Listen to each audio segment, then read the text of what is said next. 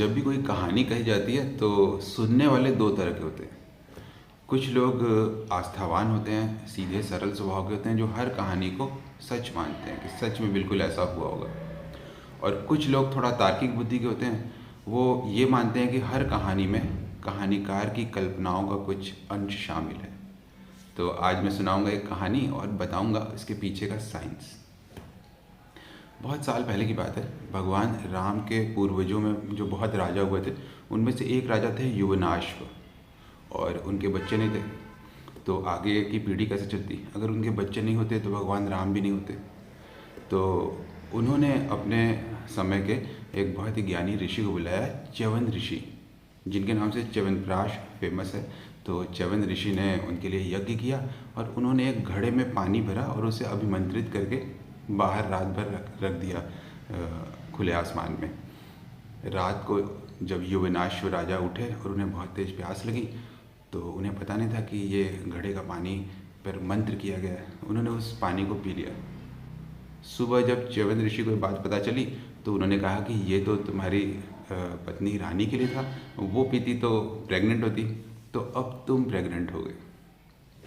Yuvanashva pregnant हो गए और 9 महीनों बाद देवताओं के जो सर्जन हैं अश्विनी कुमार, उन्हें बुलाया गया और उन्होंने युवनाश्व के पेट को फाड़ करके बच्चे को बाहर निकाला। ये पहला सिजेरियन ऑपरेशन की कहानी है। और फिर बच्चे को भूख लगी बहुत। कई बार जब कहानियाँ सुनते हैं तो सुनने वालों में भी बहुत सारे ऐसे लोग होते हैं तार्किक बुद्धि के, जो सवाल उठाते थे फिर ऐसा हुआ तो वैसा कैसे होगा। तो किसी ने पूछा होगा कि फिर बच्चे को भूख लगेगी तो उसका पेट कैसे भरेगा। तो उसके लिए भी एक कहानी बनी कि भगवान इंद्र प्रकट हुए और उन्होंने उस बच्चे के मुंह में अपनी उंगली डाली और उस उंगली से दूध निकलने लगा, जिसे पी करके बच्चे का पेट भर गया। और उन्होंने कहा, मम धाता, मैं ही तुम्हारी माँ हूँ। तो बच्चे का नाम पड़ा मानधाता। वो बहुत बड़ा राजा बना और उसका राजधानी अयोध्या थी और बहुत विशाल राज्य था। पूरे भारत पर उसने शासन किया। ये कहानी है। क्या नेचर में ऐसा होता है कि हमें हर स्पीशीज़ में तो फीमेल प्रेग्नेंट होती है, क्या मेल प्रेग्नेंट हो सकते हैं? तो नेचर में भी कुछ स्पीशीज़ ऐसी होती हैं, जैसे कि सी हॉर्स, जिसमें कि मेल प्रेग्नेंट होते हैं। दरअसल मेल स्पर्म और फीमेल एग जब आपस में जुड़ते हैं तो एक एम्ब्रियो बनता है। इस एम्ब्रियो को ज़्यादातर स्पीशीज़ में फीमेल्स कैरी करती हैं, कुछ स्पीशीज़ में मेल भी कैरी करते हैं। तो ये चीज़ नेचुरल है, उतनी भी अननेचुरल नहीं है। क्या साइंटिफिकली ऐसा पॉसिबल है?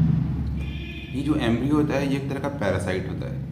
ये जब भी किसी ऐसी सतह से चिपक जाता है जहाँ पर खून की नसें हों, तो वहाँ से वो डेवलप होना शुरू होता है, बिल्कुल किसी पैरासाइट की तरह से। वहाँ से वो ब्लड और ऑक्सीजन और अपना फूड, खाना, न्यूट्रिशन लेना शुरू करता है। तो ये बच्चेदानी यूटेरस की वॉल में चिपक जाता है और वहाँ पूरा बच्चा डेवलप होता है। ये तो नॉर्मल प्रोसेस है। कभी कभी फीमेल्स में भी ये यूटेरस में न चिपक के इधर उधर चिपक जाता है, जिसे हम एक्टोपिक प्रेगनेंसी कहते हैं। इसका मतलब है कि ये कहीं भी चिपक सकता है। अगर ऐसा है तो हम बाहर इन विट्रो फर्टिलाइजेशन करेंगे, यानी कि मेल स्पर्म और फीमेल एग को मिलाएंगे और फिर उसे मेल की एब्डोमिनल कैविटी में, पेरिटोनियम में या फिर बॉवेल वॉल में इम्प्लांट कर देंगे। तो ये वहाँ भी चिपक जाएगा और फिर प्लेसेंटा डेवलप करने लगेगा और फिर पूरा बेबी बन सकता है। ये बात थ्योरेटिकली पॉसिबल है और सारे फर्टिलिटी विशेषज्ञ ये मानते हैं कि ऐसा किया जा सकता है। लेकिन मॉरल ग्राउंड्स पे इस तरह के रिसर्च करना पॉसिबल नहीं है, क्योंकि इसमें बेबी के मरने की रिस्क हैं और जिसके ऊपर किया जा रहा है ये प्रैक्टिकल, उसके भी मरने के रिस्क हैं। तो कोई क्यों इस तरह के एक्सपेरिमेंट के लिए गिनी पिग बनना चाहेगा? तो इसलिए इस तरह के एक्सपेरिमेंट किए नहीं जा सके हैं, पर ये चीज़ टेक्निकली पॉसिबल है। तो उस कहानी में था male pregnancy. Male pregnancy nature में भी होती है, सी हॉर्स में, और ह्यूमन में भी ये टेक्निकली थियोरेटिकली पॉसिबल है। एक केस है इस तरह का जिसमें कि मेल ने बेबी को जन्म दिया, लेकिन उसके इंटरनल ऑर्गन्स फीमेल के थे, तो टेक्निकली ये मेल प्रेगनेंसी नहीं थी। थॉमस बेटी बचपन से फीमेल था और बड़ा होकर के उसने अपना सेक्स चेंज कराया और मेल बन गया। टेस्टोस्टेरोन मेल हार्मोन के डोजेज लिए ताकि दाढ़ी मूंछ चुके, ब्रेस्ट की सर्जरी करके उसे हटवा दिया। लेकिन इंटरनल ऑर्गन्स को हटाना थोड़ा मुश्किल भी होता था। यूट्रस, ओवरी, सारे उसके इंटरनल ऑर्गन्स वैसे ही थे। फिर उसने शादी की एक लड़की के साथ और क्योंकि दोनों कपल के पास स्पर्म नहीं था तो एक डोनर स्पर्म लिया और अपने ही एग से अपने यूट्रस में प्रेगनेंसी की और फिर बेबी को डिलीवर किया। तो कहानी की शुरुआत में ही मैंने कहा था कि सुनने वाले दो तरह के होते हैं, एक वो जो हर बात को सच मानते हैं, बिलीवर्स, और दूसरे वो जो हर बात को ये मानते हैं कि शायद कथाकार ने इसमें अपनी कल्पनाएं मिला दी हैं, स्केप्टिक्स। तो इस कहानी के बारे में और ऐसी बहुत सारी पौराणिक कहानियों के बारे में जिसमें हमें कुछ साइंस दिखाई पड़ता है, आपका क्या मानना है? आप बिलीवर हैं या स्केप्टिक? ये कहानी आपकी डायग्नोसिस के लिए थी।